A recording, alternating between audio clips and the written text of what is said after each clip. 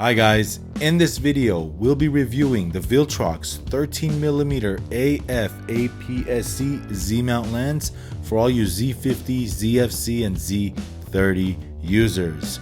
You ready? Let's rock and roll.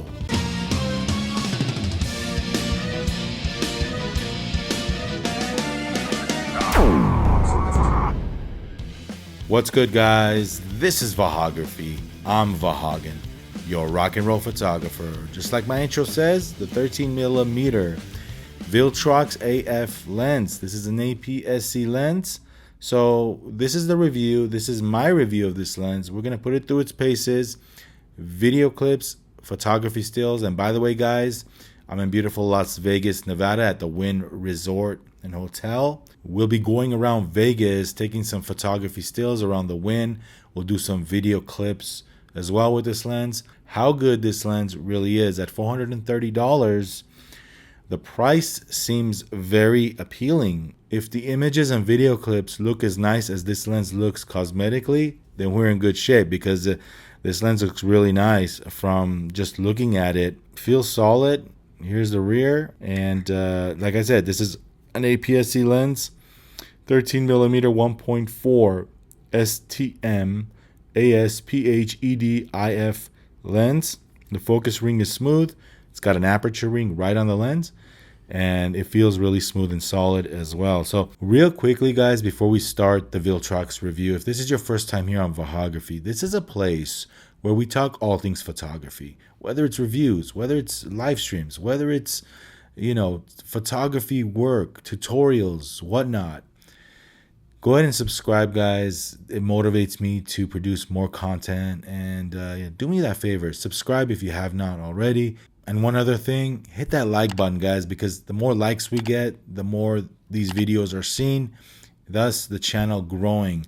The channel growing means that I can bring you bigger and better content in the future. I'm not a big analytics guy for YouTube. However, sometimes I snoop around the analytics, and I noticed that a portion of the people watching these videos are not subscribers. You guys watch the content, but you're not subscribers.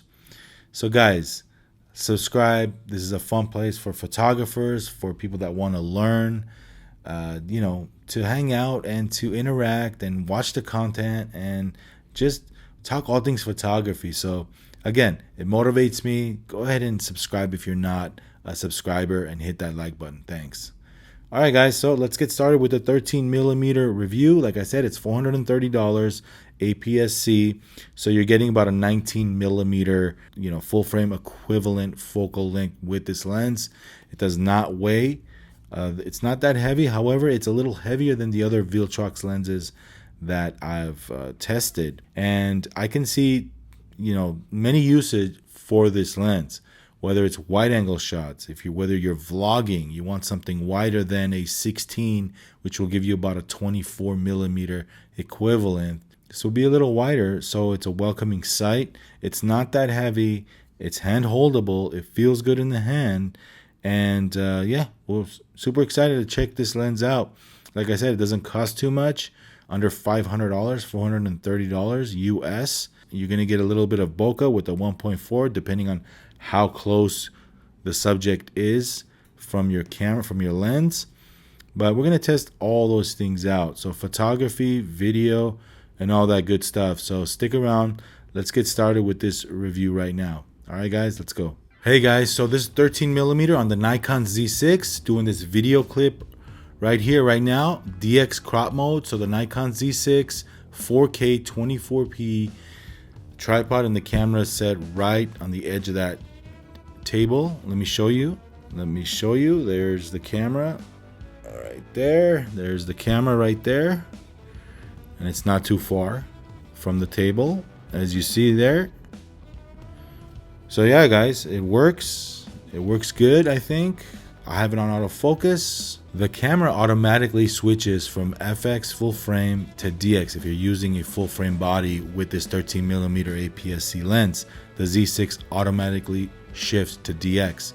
We're at about f2 doing video clips, as you see here, and you get that wide perspective. In case you were wondering about the tech specs of the Viltrox 13mm 1.4, here it is on the screen now. Some important information there for you guys to look at. Now, as far as the size and weight of the Viltrox 13mm APS-C, it's a good size. It's not a huge lens. It doesn't weigh that much. It can fit in most any bag. Now, when I do finally get my Nikon Z30, I will be testing this lens out more with a true APS-C camera with around 20 megapixels. So that would be really cool. Now, in and around Vegas, I had a fun time using this combination. Now I'm filming with the Z6 and this lens. The aperture ring is a really cool feature. Do I use it? It's kind of an afterthought. It gives it that classic feel and that classic look of the older cameras. But what I did was I just selected it on A mode and I chose my aperture right in camera the way I'm used to with many Z lenses now. These images are straight from the Z6 and unedited, straight from the camera. I want you to see the quality that this lens produces. What do you guys think? Obviously, at the price point you're paying, and given the fact that I'm using a full frame camera and it's on DX crop mode, the Z6 is a 24 megapixel camera. It's not bad with these still images. Now, like I said, I can't wait to try it on a true APS-C mirrorless camera. But let me know in the comments what you think of these still images. And here's one shot at a minimum aperture value, so we get that star effect. You know, given the price that I'm paying for this lens at $430 plus tax, it's not cheap, yet it's not truly a very expensive lens. It's right in the middle for an APS-C lens. So all that being said, the question again, is it an inexpensive lens for being a 13mm and a 1.4? Yes, it is a third-party option. Well, the whole goal of this Viltrox review is for you to see the video clips on the screen shot on the Z6 and see the still images that I took with this lens, and hopefully it can help you guys out in making that decision on where to spend your money for a wide angle option for your APS-C Z mirrorless cameras. All right, guys, so what did you think of the photos and videos I took in Las Vegas from the 13mm APS-C Viltrox lens? Who would buy this lens at $430? Well, this is a cost-cutting solution. You know, I'm sure there's lenses out there that pretty much do what this lens does at, you know, better than this lens does, but at double or triple the prices. However, what did you guys think of the results? Are these results acceptable for your use case, you know, for your scenario? In my opinion, and this is coming from a professional photographer, I wouldn't buy this lens solely to have a wide angle lens and this is the only option I have. If I'm making money in my photography, I would have a better solution. If you're a hobbyist photographer, enthusiast, you're looking for something, you know, you're on a budget and you're looking for something wider than your 16 to 50 lens on ZFC or Z50, this could really be an option for you because, hey, like I said, $400, you can't beat that. So I don't shoot that much wide angle when I'm out and about shooting professional work. However, let me tell you a quick little story on how I started shooting more wide angle. I didn't even have a wide angle lens in my kit. In the past, you know, the widest that I'd have is like a 24 to 70. But one time at a gig, the client asked me, hey, can you get a table? Can you get this whole table? And the room wasn't that big. I couldn't back up. And the only lens I had was a 24 millimeters.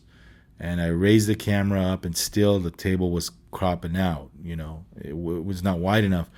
So the customer looks at me and says, hey, don't you have a wider lens? That made me think I should have one in the bag. I should have a wider lens just in case clients want something and they demand something from you. I turned around and said, this is the widest lens I have. I made up some excuse like this is a new camera and they don't make these wide lenses anymore. And I couldn't say, I don't shoot that wide, this and that.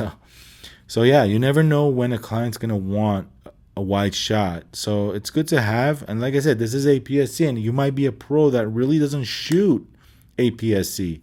And you have a full frame Z6, Z7 II, Z9. Let me tell you, when you mount this guy on a full frame body, the camera automatically switched to DX crop mode, and it works fine. You're gonna get less megapixels, depending on what you're shooting. It might work, it might not work for you. But video, you saw me shooting. Today's review was shot, photos and videos today, and on today's review were shot on a Z6.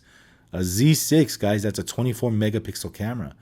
So we're doing DX.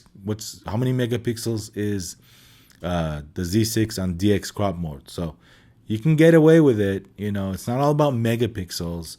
It's about you taking pictures and you brushing up and taking really nice shots and knowing photography and studying photography. So don't worry about megapixels. Don't worry about all that. All right, guys, hopefully this review helped you guys out. If you're doing your homework, if you should buy this or not, go ahead and like, subscribe, and leave me a comment. Let me know what you think of the sample images right here. All right, guys, we're out of here. Thank you very much, and we'll catch you on the future video, Las Vegas, Nevada. We're signing off. See you guys later. This is Vahagraphy. I'm Vahagan, your rock and roll photographer. Viltrox 13mm. Rock and roll. Hey, what's good, guys? Vahagan here from Vahagraphy. If you like more photography, rockin' videos like this, go ahead and click on the videos on the screen and subscribe to Vahagraphy and rock and roll.